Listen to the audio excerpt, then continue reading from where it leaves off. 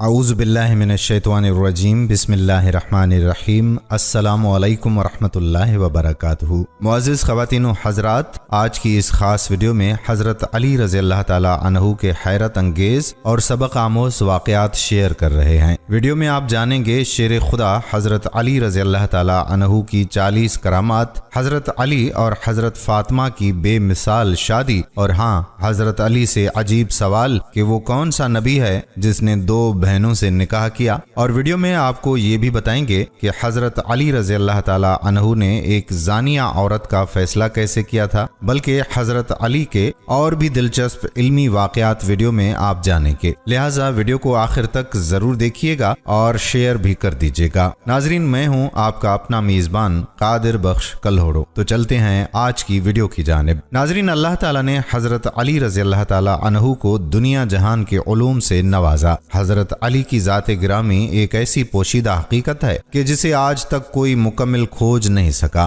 حضرت علی شیر خدا دارالعلوم ہیں، یعنی علم کا گھر ہیں، بلکہ کائنات کے تمام رازوں اور حقائق سے اللہ تعالیٰ نے مولا علی کو شناس کر دیا۔ ناظرین، حضرت علی رضی اللہ تعالی عنہ جب بھی محفل میں تشریف فرما ہوتے تو لوگوں کو خود اجازت دیتے اور فرماتے ہیں کہ اے لوگو، اگر تم کسی معاملے میں رہنمائی چاہتے ہو تو مجھ سے سوال کرو۔ لہٰذا ایک مرتبہ امیر المومنین مولا علی علیہ السلام کوفہ کی ایک مسجد میں تشریف فرما تھے۔ مسجد کے مجموعے میں شام سے آیا ہوا ایک مسافر بھی تھا۔ وہ مسافر نہایت ادب کے ساتھ کھڑا ہوا اور عرض کی کہ اے امیر المومنین، مجھے کچھ سوالات میں تشویش ہے، میں آپ سے چند چیزوں کے بارے میں کچھ پوچھنا چاہتا ہوں۔ مولا علی نے جواب دیا کہ اگر تم سوالات پوچھنا چاہتے ہو تو پوچھو، اور اگر تم ضد بازی یا بحث کا ارادہ رکھتے ہو تو محفل کے آداب کو دیکھو اور خاموشی سے بیٹھ جاؤ۔ یہ مکالمہ سن کر مجموعے میں موجود لوگ بھی مولا علی کی جانب متوجہ ہوئے۔ اس شخص نے حضرت علی رضی اللہ تعالی عنہ سے سوالات کا آغاز کیا اور کہنے لگا کہ یا علی، مجھے درست معلومات کے لیے آپ سے چند سوالات پوچھنے ہیں۔ اے امیر المومنین، مجھے یہ بتائیے کہ اللہ تعالیٰ نے سب سے پہلے کس چیز کو پیدا کیا؟ آپ فرمانے لگے کہ اللہ نے سب سے پہلے نور کو پیدا کیا۔ اس شامی نے سوال کیا کہ اللہ نے آسمانوں کو کس چیز سے پیدا کیا؟ آپ نے فرمایا کہ پانی کے بخارات بھاپ سے پیدا کیا۔ اس نے اگلا سوال کیا کہ بھلا زمین کس چیز سے بنائی گئی؟ مولا علی نے فرمایا کہ پانی کی جھاگ سے۔ اس نے پھر سوال کیا کہ پہاڑ کس چیز سے بنائے گئے؟ آپ نے فرمایا پانی کی موجوں سے۔ اس نے پھر سوال کیا کہ مکہ کو ام القریٰ کیوں کہا جاتا ہے؟ مولا علی نے جواب دیا کیونکہ زمین اس کے نیچے سے بچھائی گئی۔ اس نے پھر سوال کیا کہ آسمان دنیا کس چیز سے بنا؟ آپ نے فرمایا کہ رکی ہوئی فوج سے۔ اس نے پھر سوال کیا کہ سورج اور چاند کا طول و عرض کیا ہے؟ آپ نے فرمایا 900 فرسخ ضرب 900 فرسخ۔ اس نے پھر سوال کیا کہ ستارے کا طول و عرض کیا ہے؟ آپ نے فرمایا کہ 12 فرسخ ضرب 12 فرسخ۔ اس نے پھر سوال کیا کہ 7 آسمانوں کے رنگ اور ان کے علیحدہ علیحدہ نام بتائیں۔ آپ نے فرمایا کہ دنیا کے آسمان کا نام رفیع ہے اور وہ پانی اور دھوئیں سے بنا ہوا ہے۔ آسمان دوم کا نام فیدوم یا قیزوم ہے، اس کا رنگ تانبے جیسا ہے۔ آسمان سوم کا نام معدون یا الماروم ہے، اس کا رنگ ملتا جلتا ہے۔ آسمان چہارم کا نام ارفلون ہے، اس کی رنگت چاندی جیسی ہے۔ آسمان پنجم ہیعون ہے، اس کی رنگت سونے جیسی ہے۔ آسمان ششم کا نام عروس ہے اور وہ سبز یاقوت کا ہے۔ آسمان ہفتم کا نام اجما ہے اور وہ سفید موتی کا ہے۔ اب اس شامی نے پھر سوال کیا کہ بیل ہمیشہ کیوں سر جھکائے رہتا ہے اور کبھی بھی آنکھ اٹھا کر آسمان کی طرف نہیں دیکھتا؟ مولا علی نے فرمایا کہ جب سے بنی اسرائیل نے گائے کی پوجا کی ہے اس دن سے بیل بیچارہ شرم کی وجہ سے آسمان کی جانب آنکھ نہیں اٹھاتا۔ ناظرین، اس نے پھر سوال کیا کہ یا امیر المومنین، کہ وہ کون سے نبی ہیں جنہوں نے بیک وقت 2 بہنوں سے نکاح کیا تھا؟ امیر المومنین مولا علی علیہ السلام نے جواب دیا دیا کہ وہ حضرت یعقوب بن اسحاق علیہ السلام تھے جنہوں نے حبار اور راحیل دونوں سے بیک وقت نکاح کیا تھا۔ اس کے بعد اللہ تعالیٰ نے 2 بہنوں سے بیک وقت نکاح کو حرام کر دیا۔ اس نے پھر سوال کیا کہ مد و جزر کیا ہے؟ مولا علی نے جواب دیا کہ اللہ تعالیٰ نے سمندروں پر ایک فرشتہ مقرر کیا ہے جس کا نام رومان ہے۔ جب وہ اپنے قدم سمندر میں رکھتا ہے تو مد پیدا ہوتی ہے اور جب وہ پاؤں نکالتا ہے تو جزر پیدا ہوتی ہے۔ اس نے پھر سوال کیا کہ جنات کا باپ کون ہے؟ امیر المومنین مولا علی علیہ السلام نے جواب دیا کہ جنات کے جد اعلیٰ کا نام شومان ہے اور اسے اللہ تعالیٰ نے آگ کے شعلے سے پیدا کیا تھا۔ اس نے پھر سوال کیا یا امیر المومنین کیا اللہ تعالیٰ نے قوم جنات کی طرف کسی نبی کو مبعوث کیا؟ حضرت علی کرم اللہ وجہ الکریم نے جواب دیا جی ہاں، اللہ نے ایک نبی کو مبعوث کیا تھا جس کا نام یوسف تھا۔ نبی نے انہیں اللہ کی دعوت دی، انہوں نے اس نبی کو قتل کر دیا تھا۔ اس نے پھر سوال کیا کہ ابلیس کا آسمان میں کیا نام تھا؟ مولا علی نے جواب دیا کہ آسمان میں اس کا نام حارث تھا۔ اس نے پھر سوال کیا کہ آدم کا نام آدم کیوں رکھا؟ حضرت علی کرم اللہ وجہ الکریم نے جواب دیا کیونکہ وہ عدیم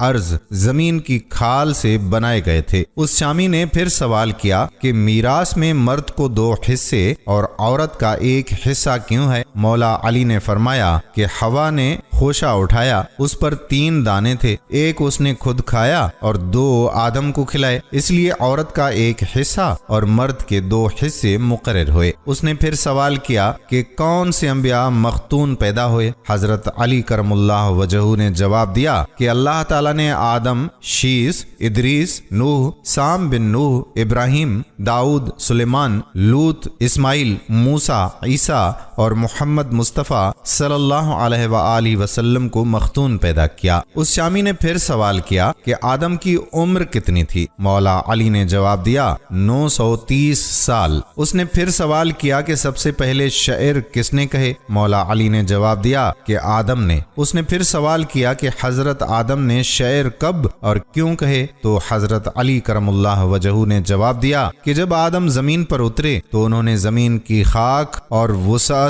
اور ہوا کو دیکھا، اور پھر جب قابیل نے حابیل کو قتل کیا تو حضرت آدم علیہ السلام نے شعر کہے تھے۔ اس نے پھر سوال کیا کہ حضرت آدم علیہ السلام فراق جنت میں کتنا روئے اور انہوں نے کس قدر آنسو بہائے تھے؟ امیر المومنین مولا علی علیہ السلام نے بتایا کہ حضرت آدم علیہ السلام فراق جنت میں 100 سال تک روتے رہے اور ان کی دائیں آنکھ سے دجلہ اور بائیں آنکھ سے فرات جتنے آنسو نکلے تھے۔ اس نے پھر سوال کیا کہ حضرت آدم علیہ السلام نے کتنے حج کیے تھے؟ حضرت علی رضی اللہ تعالی عنہ نے جواب دیا کہ انہوں نے 70 حج پیدل کیے تھے۔ جب وہ پہلا حج کرنے گئے تھے تو ایک السرد یعنی بڑے سر کا پرندہ جو چھوٹی چڑیوں کا شکار کرتا ہے ان کے ساتھ تھا، جو انہیں پانی کے مقامات کی رہنمائی کرتا تھا، اور وہ پرندہ ان کے ہمراہ جنت سے آیا تھا، اس لیے السرد اور خطاف کے کھانے سے منع کیا گیا ہے۔ اس نے پھر سوال کیا کہ کفر کی ابتدا کس نے کی اور پہلا کافر کون تھا؟ مولا علی علیہ السلام نے جواب دیا کہ کفر کی ابتدا ابلیس سے ہوئی اور وہی کائنات کا پہلا کافر ہے۔ اس نے پھر سوال کیا کہ نوح علیہ السلام کا اصل نام کیا تھا؟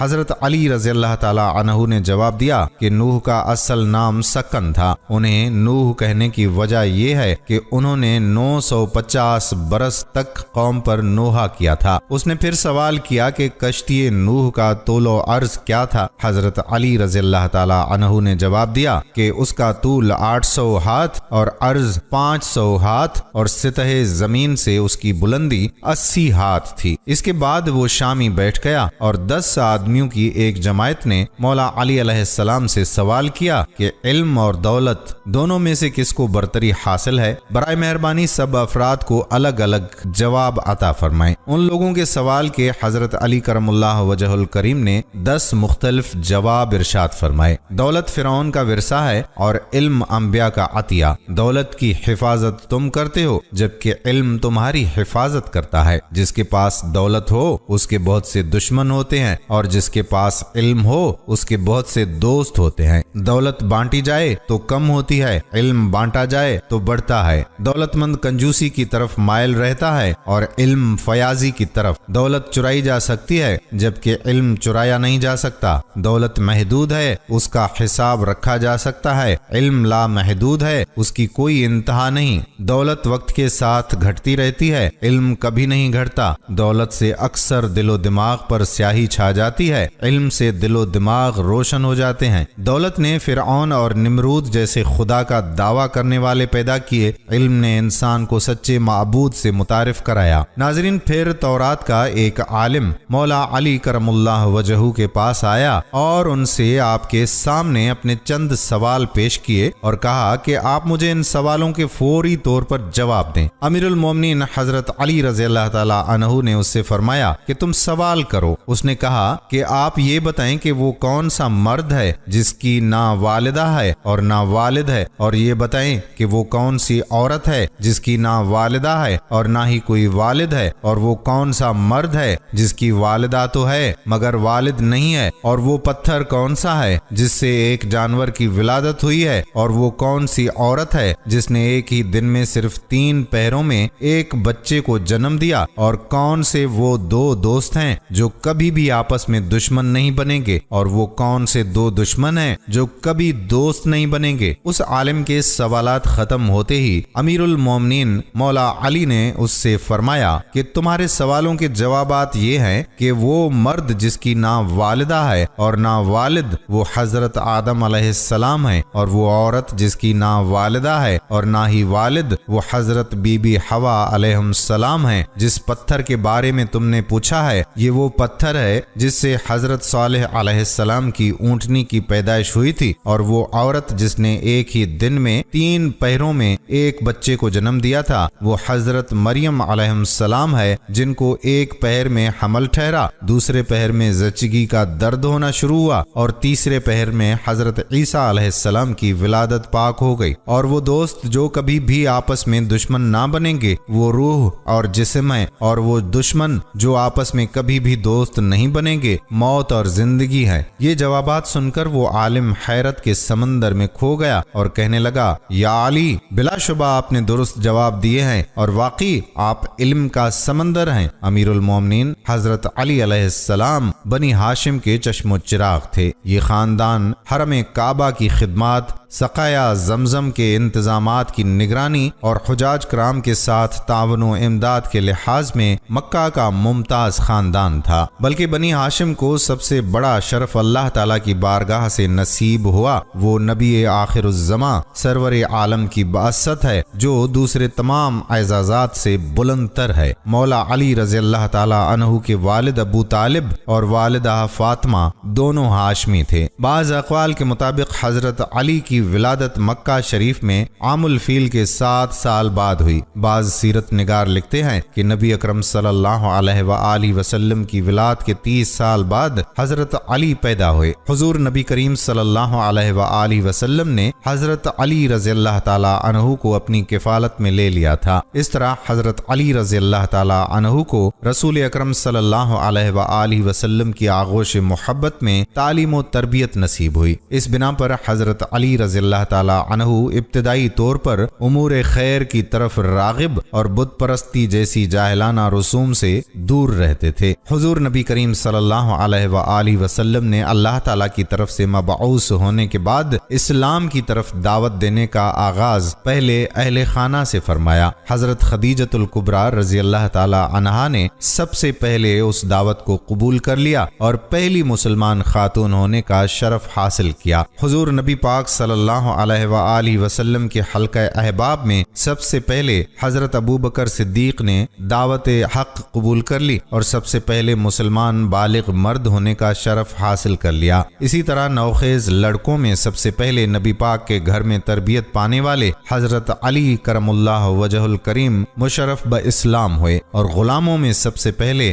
حضور نبی پاک صلی اللہ علیہ وآلہ وسلم کے خادم حضرت زید رضی اللہ تعالی عنہ بن حارثہ نے مسلمان ہونے کی سعادت حاصل کی۔ ناظرین، حضور نبی کریم صلی اللہ علیہ وآلہ وسلم نے اپنے تمام قریبی رشتہ داروں کو اپنے گھر میں جمع کر کے دعوت اسلام پیش کی تو موجود مرد و خواتین سب خاموش رہے۔ حضرت علی رضی اللہ تعالی عنہ ان میں سے کم عمر تھے۔ انہوں نے اٹھ کر کہا کہ گو کہ میں عمر میں سب سے چھوٹا ہوں اور مجھے آشوب و چشم کا عارضہ ہے اور میری ٹانگیں دبلی پتلی ہیں، تاہم میں آپ کا ساتھ اور دست و بازو بنوں گا۔ حضور نبی کریم صلی اللہ علیہ وآلہ وسلم نے فرمایا، بیٹھ جاؤ، تو میرا بھائی اور میرا وارث ہے۔ حضور نبی کریم صلی اللہ علیہ وآلہ وسلم کی مدینہ منورہ کی طرف ہجرت کے وقت حضرت علی رضی اللہ تعالی عنہ کی عمر 23 سال تھی۔ سرور کائنات نے مشرکین مکہ کے محاصرے اور ان کے برے ارادوں کی اطلاع پا کر مولا علی علیہ السلام کو اپنے بستر پر استراحت کرنے کا حکم دیا، اور مکہ کے لوگوں کی امانتیں جو حضور نبی پاک صلی اللہ علیہ وآلہ وسلم کے پاس رکھی گئی تھیں ان کے مالکوں کے سپرد کر دینے کی ہدایت فرما دی۔ اس شدید خطرے کی حالت میں حضرت علی رضی اللہ تعالی عنہ حضور نبی کریم صلی اللہ علیہ وآلہ وسلم کے بستر پر سکون و اطمینان کے ساتھ محو خواب ہو گئے۔ مشرکین مکہ یہ سمجھتے رہے کہ آپ صلی اللہ علیہ وآلہ وسلم ہی اپنے بستر پر موجود ہیں۔ وہ علل صبح اپنے ناپاک ارادے کی تکمیل کے لیے اندر آئے تو یہ دیکھ کر حیران رہ گئے کہ حضور کریم کی جگہ آپ کا ایک جانثار اپنے آقا پر قربان ہونے کے لیے موجود ہے۔ درآں حالیہ کے حضور نبی کریم صلی اللہ علیہ وآلہ وسلم حضرت ابو بکر صدیق کو ساتھ لے کر رات کے وقت میں مدینہ منورہ جانے کے لیے نکل چکے تھے۔ مشرکین اپنی اس غفلت کی بنا پر ایک دوسرے پر برہم ہوتے رہے اور حضرت علی رضی اللہ تعالی عنہ کو چھوڑ کر اپنے اصل مقصد کی تلاش میں روانہ ہو گئے۔ حضرت علی کرم اللہ وجہ نبی اکرم صلی اللہ علیہ وآلہ وسلم کے مکہ سے تشریف لے جانے کے بعد 2 یا 3 دن مکہ میں رہے اور حضور نبی پاک صلی اللہ علیہ وآلہ وسلم کی ہدایت کے مطابق لوگوں کی امانتیں ان کے سپرد کر کے اور لین دین کے معاملات سے فراغت حاصل کر کے تیسرے یا چوتھے دن عازم مدینہ منورہ ہوئے۔ ناظرین، 2 ہجری میں غزوہ بدر میں 313 جان نثار صحابہ میں حضرت علی نمایاں تھے۔ نبی اکرم صلی اللہ علیہ وآلہ وسلم کے سیاہ رنگ کے 2 جھنڈوں میں سے ایک حضرت علی رضی اللہ تعالی عنہ کے ہاتھ میں تھا۔ بدر کے میدان میں پہنچتے ہی حضور پاک صلی اللہ علیہ وآلہ وسلم نے دشمن کی نقل و حرکت کا پتہ چلانے کے لیے حضرت علی کو چند منتخب جان بازوں کے ساتھ بھیجا۔ انہوں نے نہایت خوبی کے ساتھ یہ خدمت انجام دی اور مجاہدین اسلام نے مشرکین سے پہلے پہنچ کر بدر کے اہم مقامات پر قبضہ کر لیا۔ 17ویں رمضان کو جنگ کی ابتدا میں قاعدے کے مطابق پہلے تنہا مقابلہ شروع ہوا تو مشرکین مکہ کی طرف سے 3 بہادر جنگجو نکلے اور مسلمانوں سے مبازرت طلب ہوئی۔ 3 انصاری مسلمانوں نے ان کی دعوت پر لبیک کہا اور آگے بڑھے تو مشرکین کے بہادر جنگجو نے ان کا نام و نسب پوچھا۔ جب یہ معلوم ہوا کہ وہ یثرب کے نوجوان ہیں تو ان کے ساتھ لڑنے سے مشرکین نے انکار کر دیا اور حضور نبی پاک صلی اللہ علیہ وآلہ وسلم کو پکار کر کہا کہ ہمارے مقابلے میں ہمارے ہمسر قبیلہ قریش کے آدمی بھیجو۔ اس پر حضور نبی پاک صلی اللہ علیہ وآلہ وسلم نے اپنے خاندان کے 3 قریبی عزیزوں حضرت حمزہ رضی اللہ تعالی عنہ، مولا علی علیہ السلام اور حضرت عبیدہ رضی اللہ تعالی عنہ بن حارث کو میدان میں بھیجا۔ مولا علی نے اپنے حریف ولید کو ایک ہی وار میں تہہ تیغ کر دیا۔ اس کے بعد جھپٹ کر حضرت عبیدہ رضی اللہ تعالی عنہ کی مدد کی اور ان کے حریف کو بھی قتل کر دیا۔ اس کے بعد عام جنگ شروع ہوئی تو حضرت علی کرم اللہ وجہ نے اپنی شجاعت کے جوہر دکھائے اور بہت سے کفار کو جہنم واصل کر دیا۔ ناظرین، 3 ہجری میں غزوہ احد میں حضرت علی رضی اللہ تعالی عنہ نے حضرت حضرت مصعب بن عمیر رضی اللہ تعالیٰ عنہ کی شہادت کے بعد آگے بڑھ کر علم سنبھالا اور بے جگری کے ساتھ داد شجاعت دی۔ اس غزوہ میں حضور کریم صلی اللہ علیہ وآلہ وسلم زخمی ہو گئے تھے۔ حضرت علی رضی اللہ تعالیٰ عنہ چند صحابہ کرام کے ساتھ حضور نبی پاک صلی اللہ علیہ وآلہ وسلم کو پہاڑ پر لے گئے اور اپنی ڈھال میں پانی بھر کر نبی پاک صلی اللہ علیہ وآلہ وسلم کے زخموں پر گرایا تاکہ خون بند ہو جائے۔ 4 ہجری میں غزوہ بنی نذیر میں علم حضرت علی رضی اللہ تعالیٰ عنہ کے ہاتھ میں تھا اور وہ پیش تھے۔ بنو نذیر کو ان کی بدعہدی کے باعث جلا وطن کر دیا گیا تھا۔ 5 ہجری میں غزوہ خندق میں کبھی کبھار کفار مکہ کے گھڑ سوار خندق میں گھس کر حملہ کرتے تھے۔ ایک دفعہ گھڑ سواروں نے حملہ کیا تو حضرت علی کرم اللہ وجہہ نے چند جاں بازوں کے ساتھ آگے بڑھ کر انہیں روکا اور گھڑ سواروں کے سردار عمرو کو قتل کر دیا۔ اس کے قتل ہونے کے بعد باقی سوار بھاگ کھڑے ہوئے۔ غزوہ خندق کے بعد بنو قریظہ کی سرکوبی کی مہم میں بھی علم نبوی حضرت علی رضی اللہ تعالیٰ عنہ کے ہاتھ میں تھا اور انہوں نے بنو قریظہ کے قلعے پر قبضہ کر لیا۔ 6 ہجری میں بنو سعد کی سرکوبی کے لیے حضور نبی پاک صلی اللہ علیہ وآلہ وسلم نے حضرت علی کرم اللہ وجہہ کو 100 مجاہدین کی جمعیت کے ساتھ مامور فرمایا۔ انہوں نے حملہ کر کے بنو سعد کو منتشر کر دیا اور یہود خیبر کی اعانت کرنے سے انہیں روک دیا۔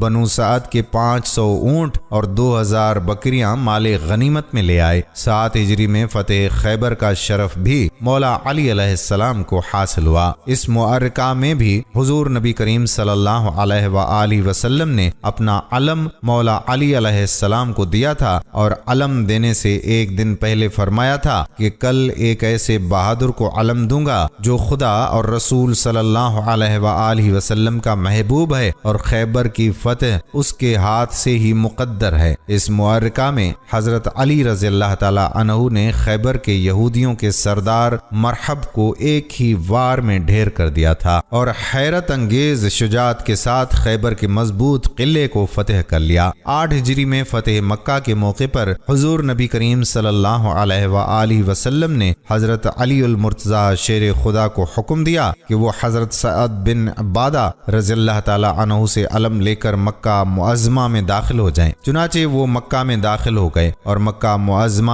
بغیر کسی خون ریزی کے فتح ہو گیا۔ کعبہ کو بتوں سے پاک کرتے ہوئے حضور نبی کریم صلی اللہ علیہ وآلہ وسلم نے حضرت علی رضی اللہ تعالیٰ عنہ کو اپنے کندھے پر چڑھا کر سب سے بڑے بت کو گرانے کا حکم دیا۔ انہوں نے سلاخ سے اکھاڑ کر اس بت کو پاش کر ڈالا اور خانہ کعبہ کی تطہیر کا کام مکمل ہو گیا۔ فتح مکہ کے بعد غزوہ حنین کے عظیم الشان معرکہ میں 12,000 مجاہدین اسلام میں سے جو حضرات ثابت قدم رہے تھے ان میں سے ایک حضرت علی رضی اللہ تعالیٰ عنہ تھے۔ آپ نے غیر معمولی شجاعت سے لڑائی کو شکست سے فتح میں تبدیل کر دینے میں اہم کردار ادا کیا۔ بالآخر اللہ تعالیٰ کی نصرت شامل حال ہو گئی اور دشمن کو شکست ہو گئی۔ 9 ہجری میں تبوک کی مہم کے موقع پر حضور نبی پاک صلی اللہ علیہ وآلہ وسلم نے مولا علی کو اہل بیت کی حفاظت کے لیے مدینہ منورہ میں رہنے کا حکم دیا تو شیر خدا کو جہاد سے محرومی کا غم لاحق ہو گیا۔ حضور پاک صلی اللہ علیہ وآلہ وسلم نے ان کا غم دور کرنے کے لیے ارشاد فرمایا، کیا تم اسے پسند کرو گے کہ میرے نزدیک تمہارا وہ رتبہ ہو جو ہارون علیہ السلام کا موسیٰ علیہ السلام کے نزدیک تھا۔ غزوہ تبوک سے واپسی کے بعد اسی سال حضور نبی پاک صلی اللہ علیہ وآلہ وسلم نے حضرت ابو بکر صدیق رضی اللہ تعالیٰ عنہ کو امیر حج بنا کر روانہ فرمایا تھا۔ اس کے بعد حضور نبی کریم صلی اللہ علیہ وآلہ وسلم پر مدینہ منورہ میں سورۃ توبہ نازل ہوئی۔ حضور نبی پاک صلی اللہ علیہ وآلہ وسلم نے مولا علی علیہ السلام کو حکم دیا کہ وہ حج کے اجتماع عام میں جا کر اس سورت کو سنائیں اور یہ اعلان کر دیں کہ اس سال کے بعد کوئی مشرک حج کے لیے نہیں آ سکتا اور کوئی شخص کعبہ کا طواف برہنہ ہو کر نہ کرے۔ رمضان 10 ہجری میں حضور نبی پاک صلی اللہ علیہ وآلہ وسلم نے مولا علی علیہ علیہ السلام کو یمن جا کر تبلیغ اسلام کا حکم دیا۔ اس موقع پر حضور نبی کریم صلی اللہ علیہ وآلہ وسلم نے حضرت علی کے حق میں یہ دعا فرمائی کہ اے خدا اس کی زبان کو راست گو بنا اور اس کے دل کو ہدایت کے نور سے منور کر دے۔ اس دعا کے بعد نبی پاک صلی اللہ علیہ وآلہ وسلم نے حضرت علی المرتضی شیر خدا کو اپنا سیاہ علم دے کر یمن کی طرف روانہ فرما دیا۔ یمن میں مولا علی کی تعلیم و تقلین سے یمن کا اہم قبیلہ ہمدان مسلمان ہو گیا۔ حضور نبی کریم صلی اللہ علیہ وآلہ وسلم کے حجۃ الوداع میں حضرت علی نے یمن سے آ کر شرکت کی تھی۔ حضرت علی کرم اللہ وجہہ کو بچپن ہی سے نبی پاک صلی اللہ علیہ وآلہ وسلم سے تعلیم اور تربیت کا جو موقع ملا تھا اس کا سلسلہ ہمیشہ قائم رہا۔ اکثر سفر میں بھی حضور صلی اللہ علیہ وآلہ وسلم کی رفاقت کا شرف حاصل ہوتا، اس لیے سفر سے متعلق شرعی احکام سے واقفیت حاصل ہو جاتی تھی۔ حضرت عائشہ صدیقہ سے مسح کے متعلق سوال کیا گیا تو انہوں نے حضرت علی سے پوچھنے کے لیے کہا اور اس کی وجہ یہ بیان فرمائی کہ وہ حضور نبی کریم صلی اللہ علیہ وآلہ وسلم کے ساتھ سفر کرتے تھے۔ حضرت علی نے بچپن سے لے کر حضور پاک صلی اللہ علیہ وآلہ وسلم کی وفات تک پورے 30 سال نبی پاک صلی اللہ علیہ وآلہ وسلم کی خدمت اور رفاقت میں بسر کیے تھے اور سفر و حضر میں حضور صلی اللہ علیہ وآلہ وسلم کے ساتھ رہے۔ نبی پاک صلی اللہ علیہ وآلہ وسلم کی وفات کے بعد تقریباً 30 سال تک مولا علی علیہ السلام مسند ارشاد پر فائز رہے۔ پہلے 3 خلفائے راشدین کے عہد میں دعوت اور ارشاد اور قضاء کی خدمت حضرت علی کے سپرد رہی اور اپنے زمانہ خلافت میں بھی مولا علی علیہ السلام کا فیض جاری رہا۔ مولا علی کی روایت کردہ حدیث کی تعداد 586 ہے۔ حضرت علی رضی اللہ تعالی عنہ نے حضور نبی کریم کے علاوہ اپنے رفقائے محترم اور ہم عصروں میں حضرت ابو بکر، حضرت عمر، حضرت مقداد بن اسود اور اپنی زوجہ محترمہ حضرت فاطمہ علیہما السلام سے بھی روایتیں کی ہیں۔ حضرت علی علیہ السلام کو فقہ و اجتہاد میں بھی کامل دستگاہ حاصل تھی۔ بڑے بڑے صحابہ کرام حضرت عمر اور حضرت عائشہ رضی اللہ تعالی عنہا کو بھی کبھی کبھی حضرت علی علیہ السلام کے فضائل و کمال کا ممنون ہونا پڑتا تھا۔ فقہ و اجتہاد کے لیے کتاب و سنت کے علم کے ساتھ سرعت فہم، دقیقہ سنجی اور غیر معمولی ذہانت کی بڑی ضرورت ہوتی ہے۔ مولا علی کو یہ سب کمالات اللہ تعالیٰ کی طرف سے عطا کیے گئے تھے۔ مشکل سے مشکل اور پیچیدہ مسائل کی تہ تک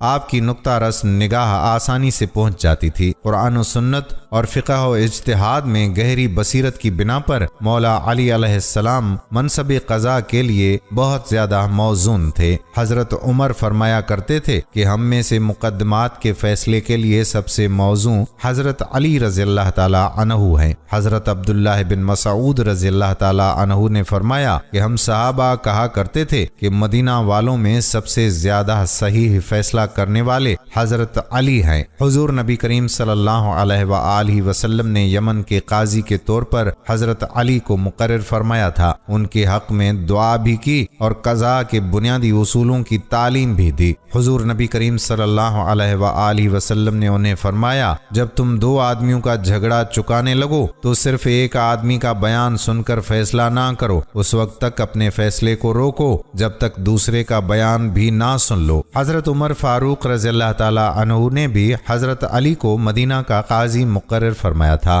حضرت علی رضی اللہ تعالی عنہ نے ماہر، عادل اور قابل قاضی کے طور پر اپنے فرائض ادا کیے تھے۔ خلافت راشدہ کے زمانہ میں حضرت علی رضی اللہ تعالی عنہ خلیفہ اول ابو بکر صدیق رضی اللہ تعالی عنہ اور خلیفہ دوم حضرت عمر رضی اللہ تعالی عنہ اور خلیفہ سوم حضرت عثمان رضی اللہ تعالی عنہ کے مشیر رہے تھے۔ حضرت علی کو مجلس شورا میں شامل رکھا گیا تھا۔ حضرت عمر کو جب کوئی مشکل معاملہ پیش آتا تو حضرت علی علیہ السلام سے مشورہ کرتے تھے۔ انہوں نے فرمایا تھا کہ اگر علی نہ ہوتے تو عمر ہلاک ہو جاتا۔ حضرت علی رضی اللہ تعالی عنہ کے عدالتی فیصلے اسلامی قانون کے بہترین نظائر کی حیثیت رکھتے ہیں، اس لیے اہل علم نے ان کو تحریری صورت میں مدعون کر دیا تھا۔ ناظرین، ایک جگہ میں لڑائی اپنے عروج پر تھی، موت کا رقص جاری تھا اور حضرت علی شیر خدا شہادت کے شوق میں میدان کارزار میں اپنی جان کی بازی بازی لگاتے ہوئے کسی تردد و تامل اور بزدلی کے بغیر جوہر شجاعت دکھا رہے تھے اور بہت سے یہودیوں کو ٹھکانے لگا چکے تھے۔ قلعہ فتح ہونے کے قریب تھا کہ اچانک قلعہ کے پہرے داروں کا ایک گروہ نکلا اور اس گروہ کے ایک آدمی نے مولا علی علیہ السلام پر اس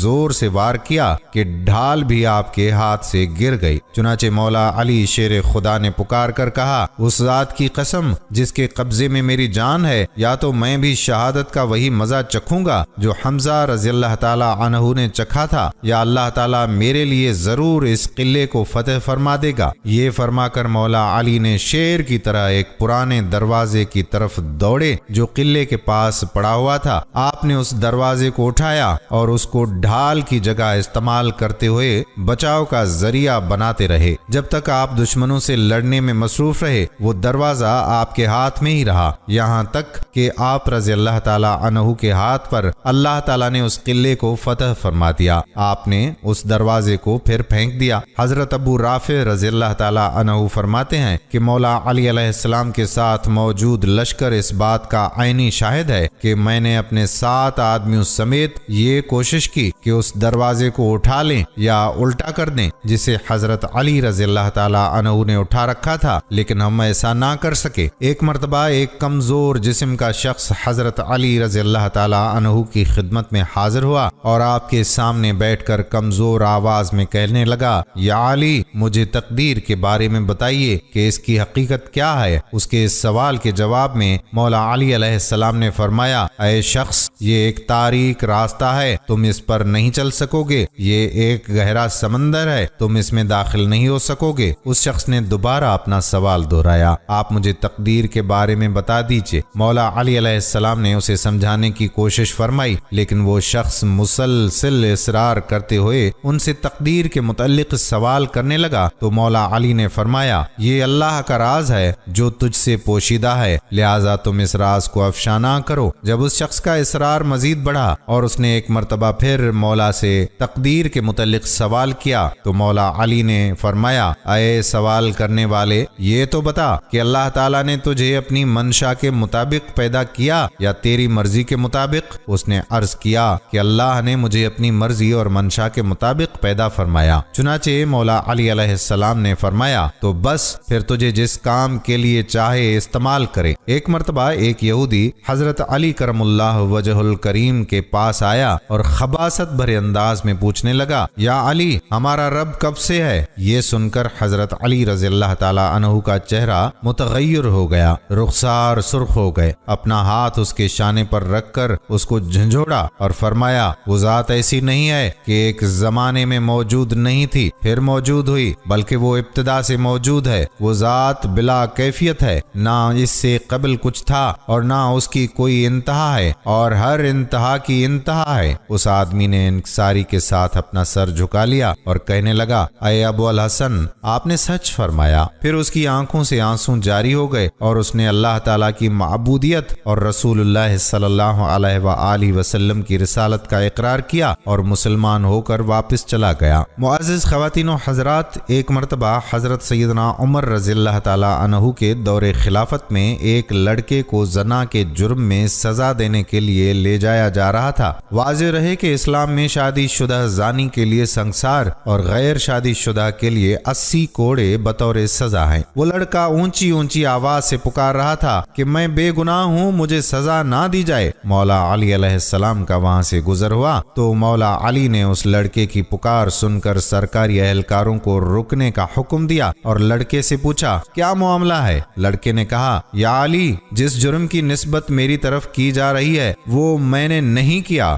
دعویٰ کرنے والی میری ماں ہے۔ مولا علی رضی اللہ تعالی عنہ نے فرمایا کہ اس کی سزا کو روک دیا جائے، میں اس کیس کو دوبارہ سن لوں، اگر یہ لڑکا گنہگار ہوا تو تب سزا دینا۔ دوسرے دن مولا علی علیہ السلام نے عورت اور لڑکے کو عدالت میں طلب فرمایا۔ عورت سے پوچھا، کیا اس نے تیرے ساتھ غلط کیا ہے؟ اس نے کہا، ہاں۔ پھر حضرت علی رضی اللہ تعالی عنہ نے لڑکے سے پوچھا کہ یہ عورت تیری کیا لگتی ہے؟ تو اس نے جواب دیا کہ یہ میری ماں ہے۔ عورت نے اسے بیٹا ماننے سے انکار کر دیا۔ فیصلہ سننے کے لیے لوگوں کا بہت زیادہ ہجوم جمع تھا۔ مولا علی علیہ السلام نے فرمایا، تو اچھا، پھر اے عورت، میں اس لڑکے کا تیرے ساتھ اتنے حق مہر کے بدلے نکاح کرتا ہوں۔ تو عورت چیخ اٹھی، یا علی، کیا کسی بیٹے کا ماں کے ساتھ نکاح ہو سکتا ہے؟ مولا علی نے استفسار فرمایا کہ کیا مطلب؟ تو اس عورت نے جواب دیا کہ یا علی، یہ لڑکا تو واقعی میرا بیٹا ہے۔ اس پر حضرت سیدنا علی المرتضی شیر خدا نے فرمایا کہ کیا کوئی بیٹا اپنی ماں کے ساتھ بدکاری کر سکتا ہے؟ عورت نے کہا کہ نہیں۔ مولا علی نے فرمایا تو پھر تو نے اس اپنے بیٹے پر ایسا الزام کیوں لگایا؟ تو عورت نے جواب دیا کہ یا علی، میری شادی ایک امیر کبیر شخص سے ہوئی تھی، اس کی بہت زیادہ جائیداد تھی، یہ بچہ ابھی کم سن دودھ پیتا ہی تھا کہ میرا خاوند مر گیا، تو میرے بھائیوں نے مجھے کہا کہ یہ لڑکا تو اپنے باپ کی جائیداد کا وارث ہے، اس کو کہیں چھوڑ آؤ۔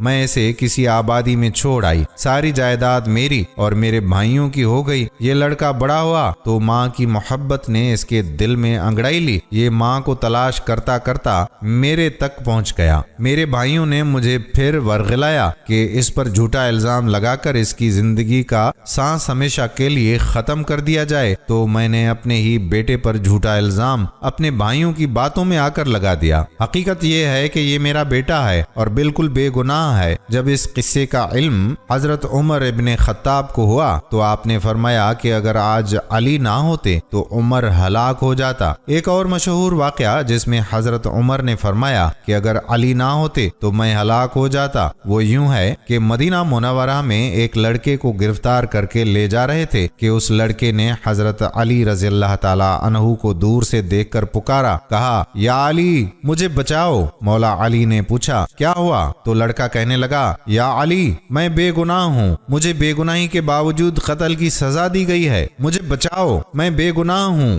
مولا علی علیہ السلام نے پولیس کے آدمی سے پوچھا کہ کیا بات ہے؟ تو اس پولیس کے آدمی نے کہا کہ یا علی، آپ کو معلوم نہیں کہ اس لڑکے نے اپنے مالک کو قتل کیا ہے اور مالک کے قتل کے بدلے میں اس کو قتل کیا جا رہا ہے۔ مولا علی نے اس لڑکے سے پوچھا کہ بھائی، تو نے مالک کو قتل کیا ہے؟ اس لڑکے نے کہا کہ ہاں، میں نے مالک کو قتل کیا ہے۔ تو مولا علی علیہ السلام نے فرمایا کہ پھر تو تیرا قتل اس قتل کے بدلے میں جائز ہے۔ تو اس لڑکے نے کہا کہ جائز نہیں ہے، کیونکہ میرا مالک میرے ساتھ برائی کا ارادہ کرتا تھا، میری عزت پر وہ حملہ کرنا چاہتا تھا، تو میں نے اپنی عزت کو بچانے کے لیے اس کو قتل کیا ہے۔ اور حضور صلی اللہ علیہ وآلہ وسلم کا حکم ہے کہ جو آدمی عزت کو بچانے کے لیے کسی کو قتل کر دے تو اس کے بدلے میں اس کو قتل نہیں کیا جاتا۔ سپاہی سے پوچھا کہ واقعی اس نے یہ کہا؟ سپاہی نے کہا کہ بات تو ٹھیک ہے، لیکن اس کے پاس اس واقعے کا کوئی گواہ نہیں ہے کہ وہ میرے ساتھ برائی کا ارادہ کرتا تھا، اس لیے خلیفہ وقت اور قاضی وقت نے یہ دیکھا کہ مالک قتل ہو گیا، اب مالک تو چلا گیا، اب کون بتائے کہ مالک نے اس کے ساتھ برائی کا ارادہ کیا تھا؟ اس کا کوئی گواہ بھی نہیں ہے، اس لیے ہم نے اسے قتل کی سزا دی ہے۔ وہ لڑکا رونے لگا، کہنے لگا واقعتاً میرے مالک نے میرے ساتھ برائی کا ارادہ کیا تھا۔ مولا علی رضی اللہ تعالی عنہ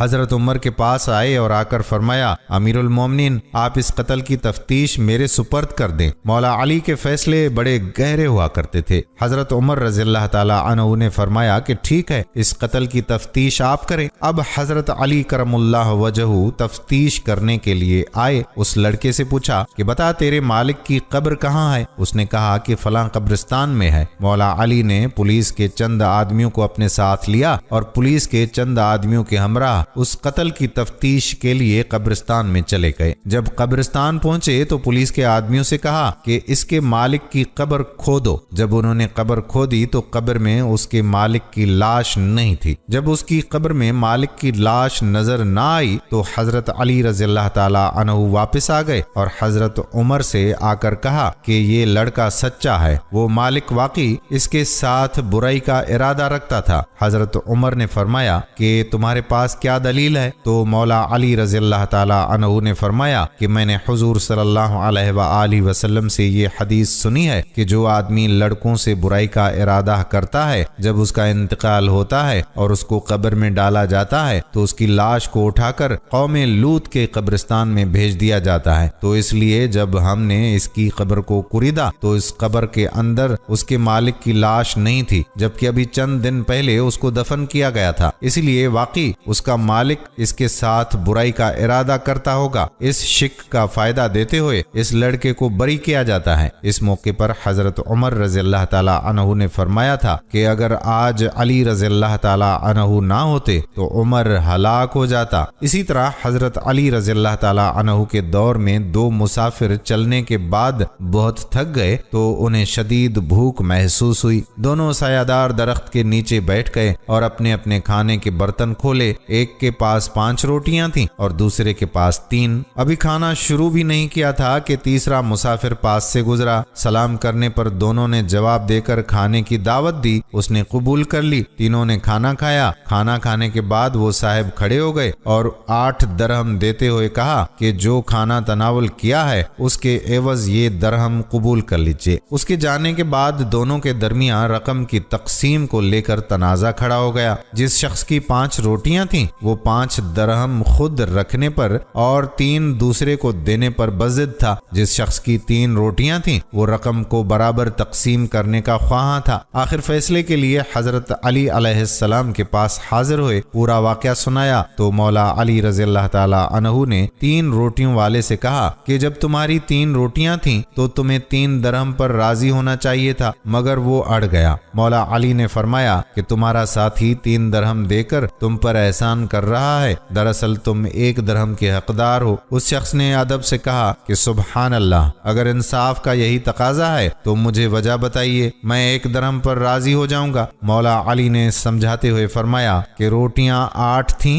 और खाने वाले 3। जाहिर है कि 8 3 पर तकसीम नहीं हो सकता, इसलिए माना जाएगा कि तीनों ने बराबर रोटियां खाई हैं। सबको मसावी करने के लिए रोटियों के टुकड़े माने जाएंगे। हर रोटी को 3 टुकड़ों में तकसीम किया जाएगा। इस तरह 8 रोटियों के 24 टुकड़े हुए। इस हिसाब से हर शख्स ने रोटी के 8-8 टुकड़े खाए। अब चूंकि तुम्हारी 3 रोटियां थीं, उनके 9 टुकड़े हुए, जिनमें से 8 टुकड़े तुमने खुद खा लिए, बाकी बचा 1 टुकड़ा वो तीसरे शख्स ने खा लिया। तुम्हारे साथी की 5 रोटियों के 15 टुकड़े हुए, जिनमें से 8 उसने और बाकी 7 तीसरे शख्स ने खाए। उस शख्स ने तुम्हारी रोटियों का 1 टुकड़ा खाया, इसलिए तुम्हारा हक 1 दरहम है। वो शख्स खुशी खुशी 1 दरहम पर राजी हो गया। आफरीन है मनसब पर और आफरीन है मुदई पर जिसने फौरन सर तस्लीम खम कर दिया। एक और वाकया आपकी जहानत से मुतल्लिक यूं है कि 3 आदमियों के दरमियान 17 ऊंटों की तकसीम पर झगड़ा हो गया, क्योंकि उनमें से एक का कुल में आधा हिस्सा था, दूसरे का तिहाई और तीसरे का 9वां हिस्सा था और हर एक सही और मुकम्मल ऊंट लेना चाहता था। लेकिन 17 का अदद मज़कूरा हिस्सों पर बगैर कसर के तकसीम नहीं हो सकता था। ये मामला मौला अली अलैहिस्सलाम की खिदमत में पेश हुआ। आपने उन तीनों आदमियों से फरमाया, अगर तुम इजाजत दो तो मैं बगैर ऊंट ज़िबह किए सही फैसला कर दूं और फैसले में आसानी के लिए ऊंटों में अपना 1 ऊंट शामिल कर दूं। उन लोगों ने कहा कि कोई हर्ज नहीं। चुनाचे आपने अपना 1 ऊंट उन 17 ऊंटों में मिला दिया। ऊंट 18 हो गए तो मौला अली अलैहिस्सलाम ने उनमें से आधे हिस्से के मालिक को कहा कि तुम इसमें से अपना निस्फ हिस्सा अलग कर लो। उसने 9 ऊंट अलहदा कर लिए। फिर आपने तिहाई हिस्से वाले से फरमाया, तुम अपने तिहाई हिस्से यानी 6 ऊंट अलग कर लो। इसके बाद आपने 9वें हिस्से वाले से फरमाया कि तुम 18 का 9वां हिस्सा यानी 2 ऊंट ले लो। उसने अपने 2 ऊंट ले लिए। इस तरह ये सब 17 ऊंट पूरे हो गए और आपने अपना ऊंट वापस ले लिया। तीनों हिस्सेदारों ने इस तकसीम को पसंद किया और फैसला तस्लीम कर लिया। नाजरीन, मौला अली अलैहिस्सलाम की बहुत सी करामात हैं। आपकी करामतों में से चंद करामात ये हैं कि मकाम सफीन को जाते हुए मौला अली अलैहिस्सलाम का लश्कर एक ऐसे मैदान से गुजरा जहां पानी नायाब था। पूरा लश्कर प्यास की शिद्दत से बेताब हो गया। वहां के गिरजा घर में एक राहिब रहता था। उसने बताया कि यहाँ से 2 कोस के फासले पर पानी मिल सकेगा। कुछ लोगों ने इजाजत तलब की ताकि वहां से जाकर पानी पिएं। ये सुनकर आप अपने खच्चर पर सवार हो गए और एक जगह की तरफ इशारा फरमाया कि इस जगह तुम लोग जमीन को खोदो। चुनाचे लोगों ने जमीन की खुदाई शुरू कर दी तो एक पत्थर जाहिर हुआ। लोगों ने उस पत्थर को निकालने की इंतहाई कोशिश की, लेकिन तमाम आलात बेकार हो गए और वो पत्थर ना निकल सका। ये یہ دیکھ کر آپ کو جلال آ گیا اور آپ نے اپنی سواری سے اتر کر آستین چڑھائی اور دونوں ہاتھوں کی انگلیوں کو اس پتھر کی دراز میں ڈال کر زور لگایا تو وہ پتھر نکل پڑا اور اس کے نیچے سے ایک نہایت ہی صاف شفاف اور شیرین پانی کا چشمہ ظاہر ہو گیا اور تمام لشکر اس پانی سے سیراب ہو گیا۔ لوگوں نے اپنے جانوروں کو بھی پلایا اور لشکر کی تمام مشکوں کو بھی بھر لیا۔ پھر آپ رضی اللہ تعالی عنہ نے اس پتھر کو اسی جگہ پر رکھ دیا۔ گرجا گھر کا عیسائی راہب آپ کی یہ کرامت دیکھ کر سامنے آیا اور آپ رضی اللہ تعالی عنہ سے دریافت کیا کہ کیا آپ فرشتہ ہیں؟ آپ رضی اللہ تعالی عنہ نے فرمایا نہیں۔ اس نے پوچھا کہ کیا آپ نبی ہیں؟ تو مولا علی نے فرمایا نہیں۔ اس نے کہا پھر آپ کون ہیں؟ تو مولا علی علیہ السلام نے فرمایا کہ میں پیغمبر مرسل حضرت محمد بن عبداللہ خاتم النبیین صلی اللہ علیہ وآلہ وسلم کا صحابی ہوں، اور مجھ کو حضور اقدس صلی اللہ علیہ وآلہ وسلم نے چند باتوں کی وصیت بھی فرمائی ہے۔ یہ سن کر وہ عیسائی راہب کلمہ شریف پڑھ کر مشرف باسلام ہو گیا۔ آپ رضی اللہ تعالی عنہ نے فرمایا کہ تم نے اتنی مدت تک اسلام قبول نہیں کیا تھا۔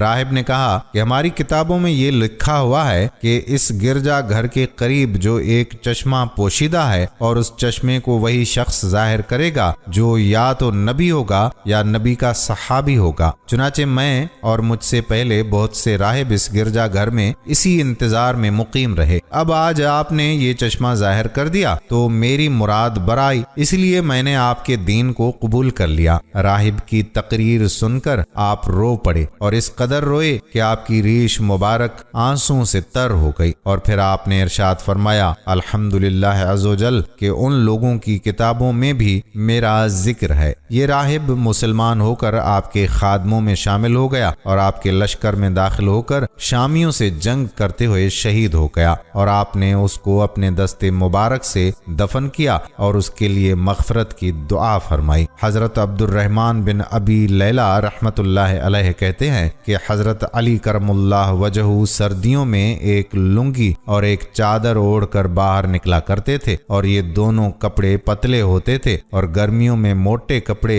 ایسا جبہ پہن کر نکلا کرتے تھے جس میں روئی بھری ہوتی تھی۔ لوگوں نے مجھ سے کہا کہ آپ کے ابا جان رات کو حضرت علی المرتضیٰ رضی اللہ تعالی عنہ سے باتیں کرتے ہیں، آپ اپنے ابا جان سے کہیں کہ وہ مولا علی علیہ السلام سے اس بارے میں پوچھیں۔ میں نے اپنے والد سے کہا کہ لوگوں نے امیر المومنین کا ایک کام دیکھا ہے جس سے وہ حیران ہیں۔ میرے والد نے کہا کہ وہ کیا ہے؟ میں نے کہا کہ وہ سخت گرمی میں روئی والے جبہ اور موٹے کپڑوں میں باہر آتے ہیں اور انہیں گرمی کی کوئی پرواہ نہیں ہوتی، اور سخت ترین سردی میں پتلے کپڑوں میں باہر آتے ہیں، نہ انہیں سردی کی کوئی پرواہ ہوتی ہے اور نہ وہ سردی سے بچنے کی کوشش کرتے ہیں۔ تو کیا آپ نے ان سے اس بارے میں کچھ سنا ہے؟ لوگوں نے مجھے کہا ہے کہ جب آپ رات کو ان سے باتیں کریں تو یہ بات بھی ان سے پوچھ لیں۔ چنانچہ جب رات کو میرے والد حضرت علی المرتضیٰ رضی اللہ تعالی عنہ کے پاس گئے تو ان سے کہا کہ یا علی، لوگ آپ سے ایک چیز کے بارے میں پوچھنا چاہتے ہیں۔ تو مولا علی نے کہا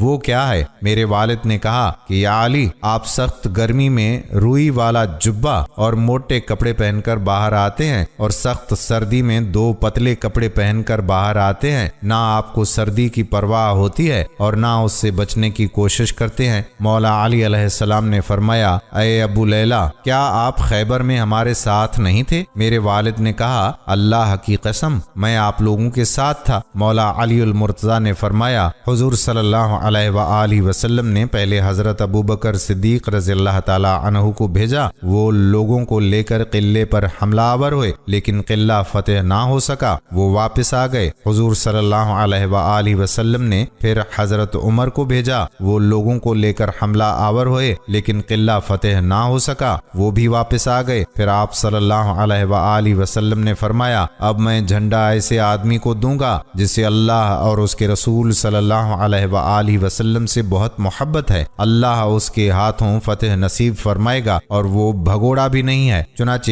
حضور صلی اللہ علیہ وآلہ وسلم نے آدمی بھیج کر مجھے بلایا اور آپ صلی اللہ علیہ وآلہ وسلم کی خدمت میں حاضر ہوا۔ میری آنکھ دکھ رہی تھی، مجھے کچھ نظر نہیں آ رہا تھا۔ حضور صلی اللہ علیہ وآلہ وسلم نے میری آنکھوں پر لعاب لگایا اور یہ دعا کی اے اللہ، گرمی اور سردی سے اس کی کی حفاظت فرما۔ اس کے بعد مجھے نہ کبھی گرمی لگی اور نہ کبھی سردی۔ ایک شخص آپ رضی اللہ تعالی عنہ کی خدمت اقدس میں حاضر ہوا تو آپ نے اس کو اس کے حالات بتا کر یہ بتایا کہ تم کو فلاں کھجور کے درخت پر پھانسی دی جائے گی۔ چنانچہ اس شخص کے بارے میں جو کچھ آپ رضی اللہ تعالی عنہ نے فرمایا تھا وہ حرف بحرف درست نکلا اور آپ کی پیش گوئی پوری ہو کر رہی۔ ایک مرتبہ جب مولا علی چھوٹی عمر کے تھے، یعنی ابھی جوانی کا وقت تھا، تو اس وقت نبی کریم صلی اللہ علیہ وآلہ وسلم نے آپ کو گورنر بنا کر بھیجا تو آپ فوراً عرض کرنے لگے کہ یا رسول اللہ صلی اللہ علیہ وآلہ وسلم، مجھے سیاست نہیں آتی، میں دو لوگوں کے درمیان فیصلہ نہیں کر سکتا اور مصالحت کا طریقہ بھی میں نے کبھی نہیں سیکھا۔ تو رسول اللہ صلی اللہ علیہ وآلہ وسلم نے فرمایا، اے علی، میں تمہارے لیے دعا کرتا ہوں، تمہیں کبھی مشکل پیش نہ آئے گی۔ بس یہ یاد رکھنا کہ جب بھی تمہارے پاس کوئی شخص فریاد لے کر آئے تو تم دوسرے کی بات بھی مکمل سننا اور دوسرے شخص کی بات سنے بغیر کبھی فیصلہ نہ کرنا۔ مولا علی علیہ السلام فرماتے ہیں کہ اس دعا کی وجہ سے مجھے کبھی پریشانی نہیں ہوئی اور ہمیشہ فیصلہ کرنے میں اللہ تعالیٰ کی مدد ساتھ ہوتی تھی، اور میں اس نصیحت پر خوب عمل کیا کرتا تھا، جب تک دوسرے فریق کی بات نہ سن لوں کوئی نتیجہ اخذ نہیں کرتا تھا۔ یہ تو ایک چھوٹا سا واقعہ ہے۔ غزوہ خیبر میں جب مولا علی علیہ السلام کو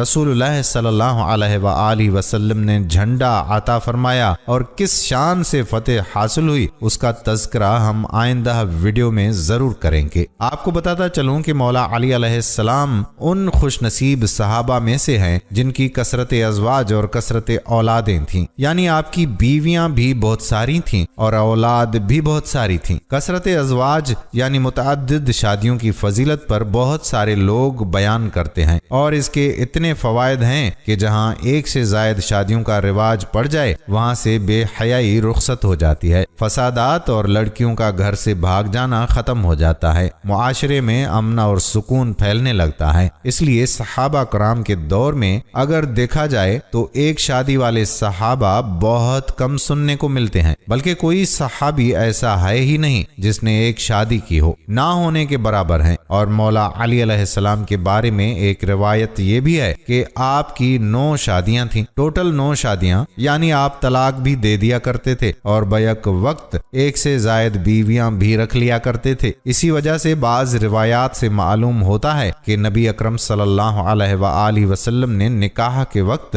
حضرت علی سے فرمایا تھا کہ فاطمہ میری بیٹی ہے، میرے جگر کا ٹکڑا ہے، تم نے اس کو تکلیف دی تو مجھے بھی تکلیف ہوگی۔ بس محدثین اور مصنفین لکھتے ہیں کہ یہ ایک زبردست اشارہ تھا اس طرف کہ فاطمہ کے ہوتے ہوئے علی دوسری شادی نہ کریں، لہذا مولا علی ہمیشہ اس پر قائم رہے۔ حالانکہ آپ کثرت سے طلاق دیا کرتے تھے اور آپ کی طبیعت بھی جلالی تھی، مگر حضرت فاطمہ کو کبھی نقصان نہیں پہنچایا، یعنی کوئی تکلیف نہیں پہنچائی۔ جب تک حضرت فاطمہ رضی اللہ تعالی عنہا زندہ رہیں آپ ان کی خدمت کرتے رہے۔ پھر جب وہ اس دار فانی سے کوچ کر گئیں تو مولا علی علیہ السلام کی اولاد کی پرورش کے لیے بھی ایک خادمہ اور عورت چاہیے تھی، اس لیے مولا علی نے دوسرے رشتے کی تلاش شروع کر دی۔ خدا کی قدرت دیکھیے اور قدرت کے فیصلے دیکھیے کہ جس عورت سے شادی ہوئی اس کا نام بھی فاطمہ تھا، البتہ یہ بعد میں ام البنین کے لقب سے مشہور ہوئی، کیونکہ ان کے بطن سے حضرت علی کے 4 بیٹے پیدا ہوئے تو ان کو بیٹوں کی ماں بھی کہا جاتا ہے،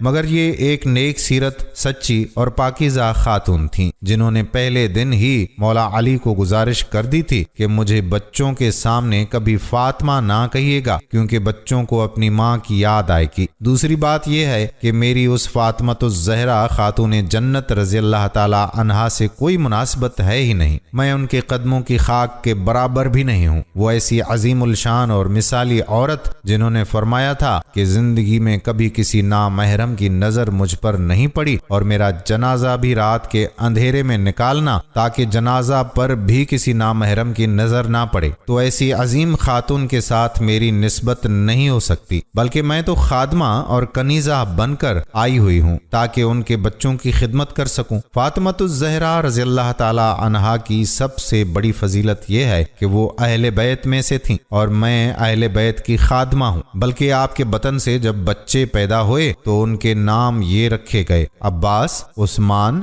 جعفر اور عبداللہ ہے۔ یہ چاروں بیٹوں کو ماں نے حکم دیا تھا کہ خاتون جنت یعنی فاطمۃ الزہرا علیہما السلام کے بیٹے حسن اور حسین کا ہمیشہ دھیان کرنا، ان کی اطاعت کرنا، ان کی کسی بات کے سامنے بحث نہ کرنا، اور ان کی جان تمہاری جان سے زیادہ قیمتی ہے، ان کا غلام بن کر رہنا، کیونکہ ہم اہل بیت کے غلام ہیں اور ان کے خدمتگار ہیں۔ بس یہ چاروں سعادت مند بیٹے ہمیشہ حسنین کریمین کو عزت اور مرتبت کی نگاہوں سے دیکھتے، کبھی بھی ان کی خدمت میں کمی نہ آنے دیتے تھے۔ ان میں سے جو چھوٹے لڑکے عباس بن علی تھے وہ سب سے زیادہ محتاط تھے، اور وہ یہ بھی محسوس کرتے تھے کہ اولاد میں سے سب سے زیادہ محبت والد محترم مولا علی علیہ السلام کو اپنے دو بیٹوں حسن اور حسین سے تھی، اس لیے وہ اپنے والد کی آنکھوں کی ٹھنڈک کا خوب خیال رکھتے اور ان دو شہزادوں کو پورا پروٹوکول دیا کرتے تھے۔ بلکہ میں آپ کو ایک اور دلچسپ واقعہ سناتا چلوں کہ میدان کربلا میں جب حضرت حسین رضی اللہ تعالی عنہ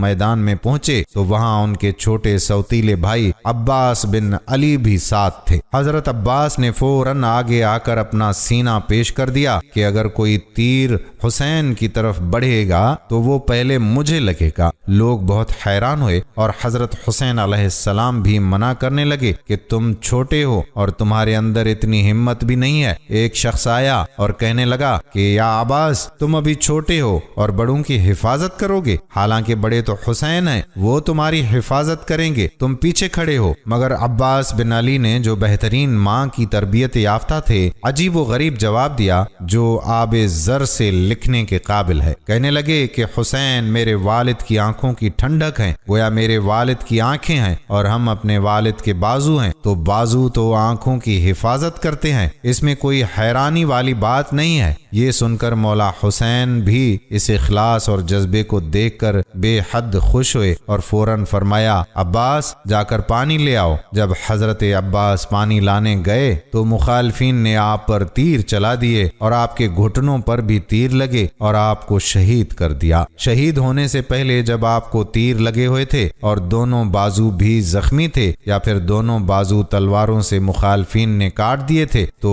اسی زخمی حالت میں جب آپ کو مولا حسین کے پاس لایا گیا تو حضرت حسین کی آنکھوں میں آنسو آ گئے، کیونکہ ابھی کچھ دیر پہلے انہوں نے اپنے جذبات سے حضرت حسین کے کلیجے کو ٹھنڈک پہنچائی تھی، اور اب یہ اس حال میں پیش کیے گئے کہ دونوں گھٹنوں پر تیر لگے ہوئے ہیں اور یہ آنکھوں سے عرض کر رہے ہیں کہ ان تیروں کو اپنے مبارک ہاتھوں سے نکال دیجئے۔ جب مولا حسین علیہ السلام نے وہ تیر نکالے تو خوش بخت اور نیک سیرت ماں کے بیٹے عباس بن علی کہنے لگے آقا، میری والدہ کو یہ پیغام ضرور دیجیے گا کہ میں نے ہمیشہ آپ کی خدمت کی ہے اور آج اپنے دونوں ہاتھوں سے معذور ہونے کی وجہ سے آپ کو تکلیف دی کہ آپ میرے گھٹنے پر پیوست تیروں کو نکال رہے ہیں، ورنہ اتنی بھی تکلیف آپ کو زندگی میں نہ پہنچنے دیتا۔ اللہ اکبر۔ یہ تو ایک بیٹے کی داستان تھی۔ ام البنین کے باقی تینوں بیٹے بھی اسی جنگ کربلا میں یعنی میدان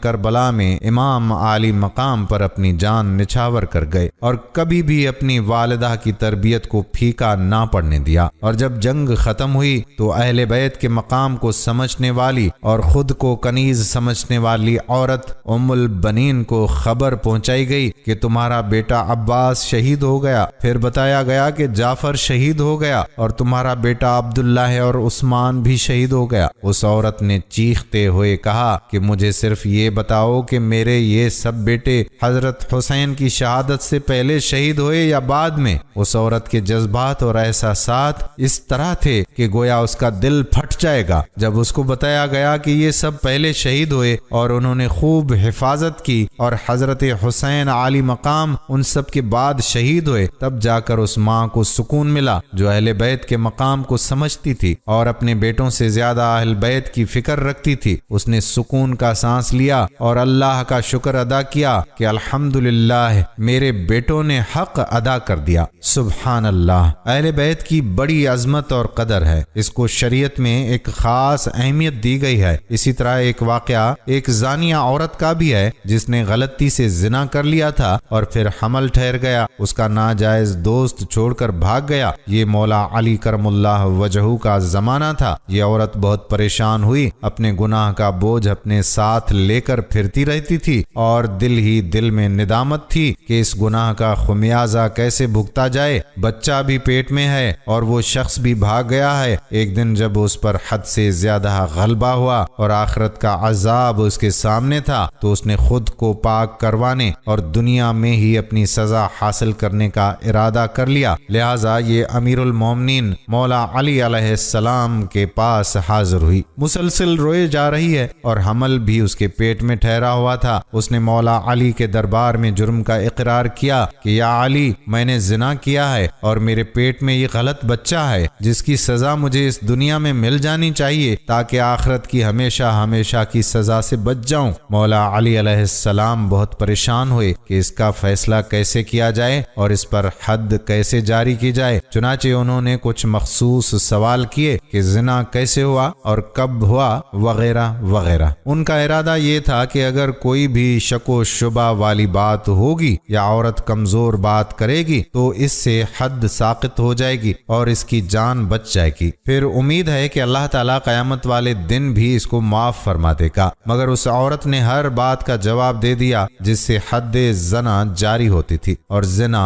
ثابت ہوتا تھا۔ اب کی بار حضرت علی نے اس کو حکم دیا کہ تم جاؤ اور وضع حمل تک صبر کرو، یعنی ابھی اس بات کا کسی سے بھی تذکرہ نہ کرنا۔ جب بچہ پیدا ہو جائے تو پھر میرے پاس آنا تاکہ بچہ ضائع نہ ہو اور بلا وجہ بچے کی موت نہ ہو۔ وہ عورت یہ سن کر صبر میں آ گئی اور کہنے لگی ٹھیک ہے۔ چند ماہ بعد جب وضع حمل ہو گیا تو دوبارہ اس کو فکر لاحق ہوئی کہ اگر میں مر گئی تو مجھے آخرت میں زانیہ جیسا عذاب ملے گا، اس سے بہتر ہے کہ دنیا میں ہی سزا مل جائے تاکہ آخرت کی ہمیشہ ہمیشہ رسوائی سے بچ جاؤں۔ وہ بچے کی ولادت سے فارغ ہوئی تو دوبارہ حضرت علی کرم اللہ وجہہ کے دربار میں حاضر ہو گئی۔ مولا علی پھر پریشان ہو گئے کہ میں نے تو سوچا تھا کہ یہ اپنا گناہ بھول جائے گی اور بچے کی خوشی سے اس کا خیال بدل جائے گا، مگر یہ پھر آ گئی۔ دوبارہ آپ نے وہی سوال دہرائے اور اس عورت نے تفصیلی حال بتلایا جس سے زنا ثابت ہوتا تھا۔ کوئی بھی شک و شبہ والی بات ہی نہیں تھی۔ اب مولا علی علیہ السلام نے حکم فرمایا کہ تم ابھی جاؤ اور بچے کو دودھ پلاؤ، تمہارے علاوہ بچے کا کوئی وارث نہیں اور اس کو پالنے والا بھی کوئی نہیں ہے، لہٰذا کم از کم 2 سال تک اس کو دودھ پلاؤ اور پھر واپس آنا، پھر حد جاری کریں گے۔ اس مرتبہ دوبارہ اس عورت کو سکون ہو گیا اور صبر آ گیا۔ وہ سوچنے لگی کہ بچے کا کوئی قصور نہیں ہے کہ میں اس کو اکیلا چھوڑ کر حد جاری کروا کے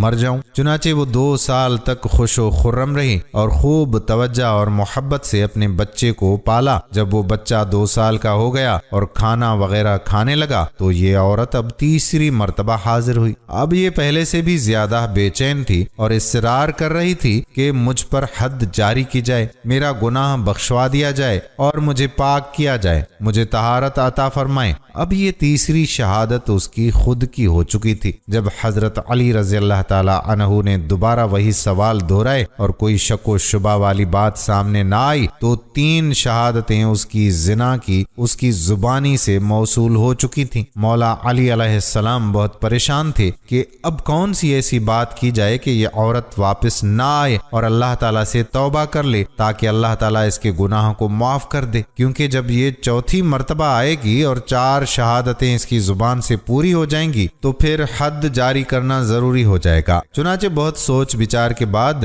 حضرت علی المرتضیٰ شیر خدا وجہ الکریم نے ارشاد فرمایا، اے عورت، ابھی تمہارے بچے کا شیر خواری کا زمانہ ختم ہو چکا ہے، مگر اس کو پالنے والا تمہارے علاوہ کوئی نہیں ہے، اس لیے اگر اس کو اکیلا چھوڑ دیا جائے تو بہت امید ہے کہ وہ زندہ نہیں بچ پائے گا، اس لیے بچے کی زندگی بچانے کے لیے یہ فیصلہ کرنا ضروری ہے کہ تم جا کر بچے کی پرورش کرو اور اس کو اتنا خود مختار بنا دو کہ اگر چھت پر اکیلا چڑھ جائے تو وہ نیچے نہ گرے۔ یہ عورت اس عجیب و غریب فیصلے پر حیران ضرور ہوئی، مگر امیر المومنین کا فیصلہ تھا اس لیے مان مان لیا۔ امیر المومنین مولا علی علیہ السلام اس عورت کو زندہ رکھنا چاہتے تھے تاکہ یہ توبہ کر لے اور اس کی توبہ کی وجہ سے اللہ تعالیٰ اس کے گناہوں کو معاف کر دے۔ آپ کو امید تھی کہ اب تو یہ لوٹ کر نہیں آئے گی، کیونکہ کم از کم 10-12 سال تک بچہ اس قابل نہیں ہوتا کہ اس کو چھت پر اکیلا چھوڑ دیا جا سکے، لہذا حضرت علی کو یہ واقعہ بالکل بھول گیا۔ مگر یہ عورت اس گناہ کی ندامت اپنے دل میں لیے ہوئے تھی۔ کئی سال گزرنے کے بعد یہ واپس مولا علی کے پاس حاضر ہونے کے لیے گھر سے نکلی۔ راستے میں اس کو ایک صحابی مل گئے جن کو معلوم ہوا کہ یہ عورت طہارت چاہتی ہے اور حد جاری کروانا چاہتی ہے، مگر بچے کی فکر کی وجہ سے یہ پریشان ہے۔ اس نے اس عورت کو تسلی دلائی کہ میں خود اس بچے کی کفالت کروں گا، لہذا وہ عورت اس صحابی کو لے کر امیر المومنین کے دربار میں آئی۔ جب حضرت علی المرتضیٰ شیر خدا نے دیکھا کہ بچہ اب کچھ بڑا ہو گیا ہے اور عورت بھی دوبارہ اسی اصرار کے ساتھ حاضر ہو چکی ہے کہ میں طہارت چاہتی ہوں، تو آپ نے دوبارہ بچے کی طرف دیکھا تو یہ بات بھی معلوم ہوئی کہ اسی صحابی نے بچے کی کفالت کا پورا ذمہ لے لیا ہے۔ یہ بات سن کر مولا کا چہرہ غصے اور ناراضگی سے سرخ ہو گیا۔ وہ صحابی ڈر گئے اور کہنے لگے کہ یا علی، کیا میری کفالت کی وجہ سے آپ پریشان ہو گئے ہیں؟ مولا علی دل ہی دل میں سوچ رہے تھے کہ یا الہی، اب تو 4 شہادتیں بھی پوری ہو گئیں اور بچے کی وجہ سے اس عورت کو میں حد زنا کی تکلیف سے بچانا چاہتا تھا، مگر اس صحابی نے وہ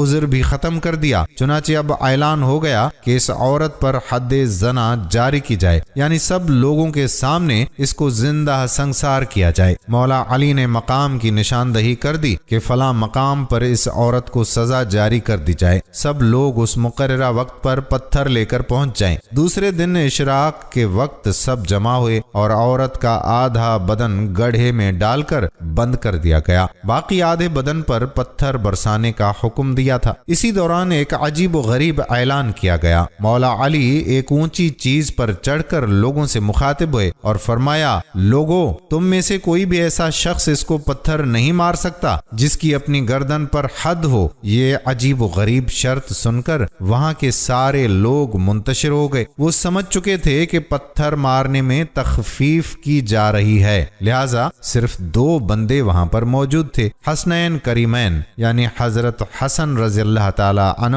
اور حضرت حسین رضی اللہ تعالی عنہ۔ آخرکار انہی دونوں نے پتھر مار کر اس عورت کو طہارت بخشی اور دنیا میں ہی اس کے کیے کی سزا دے دی تاکہ وہ آخرت میں ہمیشہ ہمیشہ کے لیے سرخرو ہو جائے۔ ناظرین، ہمارے سردار مولا علی علیہ السلام نے 4 برس 9 ماہ چند دن امور خلافت سر انجام دیے۔ آخرکار اس دنیا میں 63 سال گزار کر خارجی ابن ملجم کے ہاتھوں کوفہ میں 21 رمضان المبارک 40 ہجری کو شہادت پائی۔ ہماری اللہ سے دعا ہے کہ اللہ پاک مولا علی المرتضیٰ شیر خدا کی قبر مبارک پر لاکھوں کروڑوں رحمتیں نازل فرمائے اور ہمیں حضرت علی علیہ السلام جیسا حکمران بار بار نصیب فرمائے۔ ناظرین، مولا علی رضی اللہ تعالی عنہ کے فضائل اور کمالات اور ان کی سیرت کے درخشاں پہلو تو بے شمار ہیں۔ طوالت کے خوف سے ان سب کا احاطہ نہیں کیا جا سکتا۔ آخر میں عرض ہے کہ مولا علی علیہ السلام اور ان کے عالی نسب خاندان سے عقیدت کے اظہار کے لیے اپنے گھر میں بچوں کا نام علی رکھیں۔ اللہ تعالی ہمیں ان بزرگ ہستیوں کے نقش قدم پر چلائے۔ اللہ تعالی مجھے اور تمام مسلمانوں کو مولا علی علیہ السلام کی سیرت سے رہنمائی حاصل کر کے اپنی زندگیوں کو سنوارنے کی توفیق عطا فرمائے، آمین یا رب العالمین۔ دوستو، کیا ویڈیو کو آپ نے آخر تک دیکھا ہے؟ اگر ہاں تو نیچے کمنٹ سیکشن میں لکھ کر بتائیے گا کہ ہاں میں نے ویڈیو کمپلیٹ دیکھی، تاکہ ہمیں پتہ چل سکے کہ مولا کی محبت میں کتنے لوگوں نے آخر تک ہمارے ساتھ جڑے رہنے کا عہد کر لیا تھا جو پورا کیا۔ آنے والی ویڈیو تک آپ کا اپنا میزبان قادر بخش کلہوڑو آپ سے اجازت چاہتا ہے۔ اللہ حافظ۔